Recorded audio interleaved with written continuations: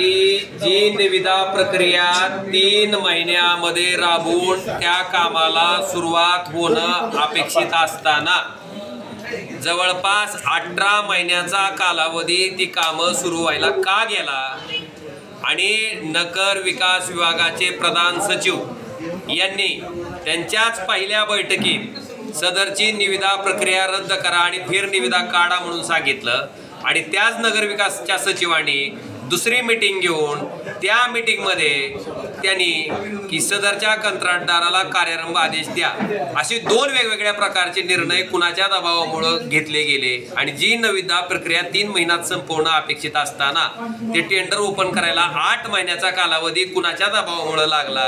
कुणाच्या भ्रष्टाचाराच्या हव्यासामुळे लागला, ह्याच्या बाबतीतलं उत्तर त्या लोकांनी देणं अपेक्षित आहे। त्याचं उत्तर न देता नुसतं इकडच्या आणि तिकडच्या गोष्टी करण्यापेक्षा का 18 महिने लागले ह्या प्रश्नाचं उत्तर त्यांची गल्लीपासून दिल्लीपर्यंत सत्ता असताना याचं उत्तर द्यावं आणि ह्याच्या संदर्भात SIT चौकशीची मागणी आम्ही केली आहे आणि ह्या SIT चौकशीमध्ये जे कोणी त्याच्यात दोषी असतील ते समोर येतील। सरकार तर त्यांचंच आहे, जर समजा त्याच्यात आम्ही कोण दोषी असाल तर आम्हाला शिक्षा होईल आणि ती दोषी असतील तर त्यांना पकडलं जाईल आणि सरकारनं जर SIT नाही स्थापन केली तर त्या ठिकाणी माननीय न्यायालयात आम्ही त्याच्या बाबतीत दाद मागू आणि ह्याची SIT चौकशी करू की कुणामुळं 18 महिने धाराशिवच्या जनतेला खड्ड्यातनं रस्त्यातनं प्रवास करावा लागला आणि त्याच्यामुळं अनेक तरुणांचे जीव गेले।